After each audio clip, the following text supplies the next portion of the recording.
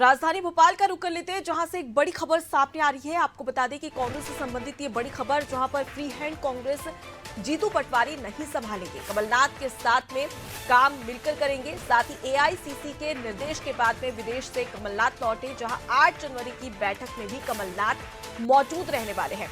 लोकसभा प्रभारी, जिला अध्यक्ष, जिला प्रभारी की बैठक होने वाली है। प्रदेश प्रभारी भंवर जितेंद्र सिंह भी इस दौरान मौजूद रहने वाले थे। देखिए, जिस प्रकार से कांग्रेस में एक बड़ा बदलाव किया गया था, नेता प्रतिपक्ष बदले गए थे, उसके साथ ही प्रदेश अध्यक्ष बदलने से हर कोई चौंक गया था।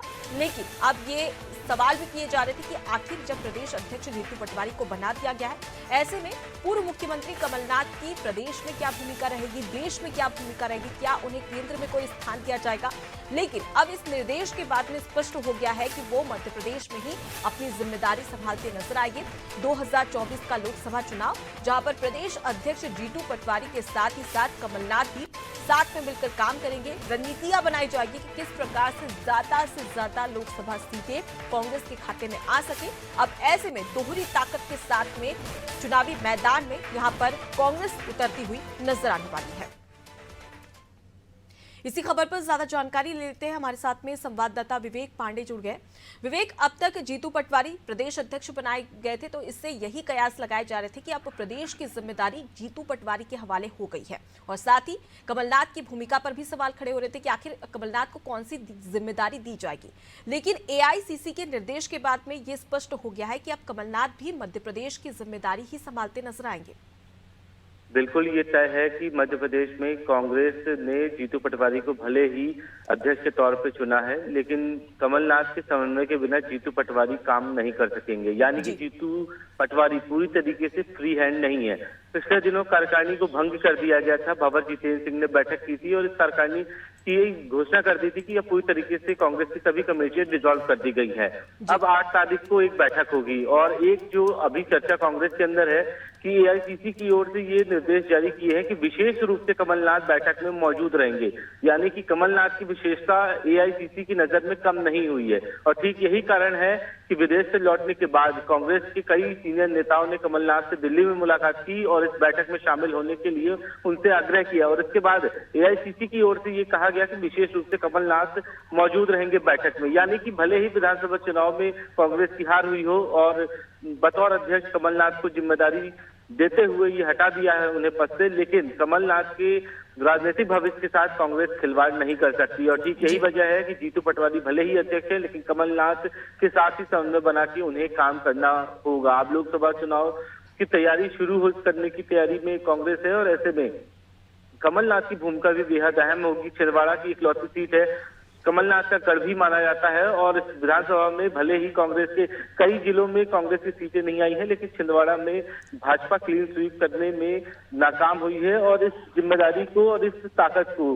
कांग्रेस जरूर समझती है, और ठीक इसीलिए कमलनाथ को एक अहम भूमिका में मध्य प्रदेश में बैठाया जाएगा। और ठीक यही कारण है कि ये बाकायदा आदेश जारी किया गया कि विशेष रूप से कमलनाथ मौजूद रहेंगे। तो इससे ये स्पष्ट है कि जीतू पटवारी फिलहाल न कार्यकारिणी के गठन या फिर कोई बड़े फैसलों में कमलनाथ को बाईपास करके कोई निर्णय लेंगे। जी बिल्कुल विवेक, और इस बात से इनकार भी नहीं किया जा सकता कि पूर्व मुख्यमंत्री कमलनाथ की जो मध्य प्रदेश में भूमिका है, जो पैठ है, वो काफी ज्यादा और बड़े लीडर के तौर पर उन्हें देखा जाता है कांग्रेस की ओर से और आम जनता की ओर से भी। फिलहाल अगर जिस प्रकार से ये निर्देश एआईसीसी के द्वारा दिए गए, इससे क्या समझा जाए कि जिस प्रकार से 2019 में केवल एक सीट ही कांग्रेस के खाते में गई थी, वो भी कमलनाथ का गढ़ कहा जाता है छिंदवाड़ा, वहां से क्या यही बड़ी वजह है कि लोकसभा चुनाव के मद्देनजर इस प्रकार का फैसला लिया गया है? बिल्कुल, एक ये बड़ा कारण है कि खुद छिंदवाड़ा से ही एक सीट आई थी और 28 सीटें कांग्रेस हार चुकी थी, और इस बार बीजेपी ये क्लेम कर रही है कि पूरी क्लीन स्वीप होगी मध्य प्रदेश में। यानी कि 29 की 29 सीटें कांग्रेस के हिस्से में नहीं आएगी, भाजपा सभी में जीत दर्ज कराएगी। और मध्य प्रदेश के पूर्व मुख्यमंत्री शिवराज सिंह चौहान ने तो ये संकल्प ले लिया है कि वो 29 की 29 सीटें प्रधानमंत्री को कमल की माला के तौर पे उपहार में देंगे। अब ये चुनाव के बाद ही स्पष्ट होगा कितनी मालाएं आती हैं बीजेपी के खाते में और कांग्रेस को कितनी बढ़त मिलती है।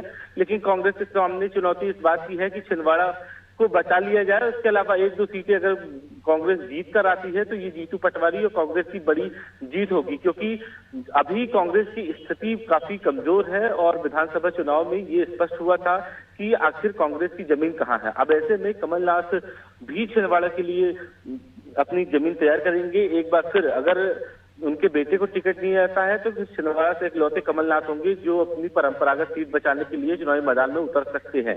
जी, तो हालांकि वो इस वक्त विधायक है, पार्टी आलाकमान फैसला करेगी कि आखिर कमलनाथ की भूमिका क्या रहेगी इस लोकसभा चुनाव में। लेकिन बहरहाल ये तय हो चुका है कि कमलनाथ की राजनीतिक भविष्य के साथ कोई खिलवाड़ कांग्रेस करना नहीं चाहती है फिलहाल। जी बिल्कुल विवेक, तो ये स्पष्ट हो चुका है कि आखिर कमलनाथ की प्रदेश में कद और पद क्या है, लेकिन आने वाले समय में किस प्रकार से वो जीत दर्ज करवाते हैं मध्य प्रदेश में, ये एक बड़ा सवाल है। फिलहाल के लिए बहुत शुक्रिया तमाम जानकारी हम तक पहुंचाने के लिए। तो देखिए, फ्री हैंड कांग्रेस जीतू पटवारी नहीं संभालेंगे, प्रदेश अध्यक्ष जीतू पटवारी, लेकिन अब उनके साथ में कमलनाथ भी मिलजुल कर काम करते हुए नजर आएंगे। अब ऐसे में देखने वाली बात होगी कि किस प्रकार से कांग्रेस यहाँ पर रणनीति बनाती हुई नजर आती है।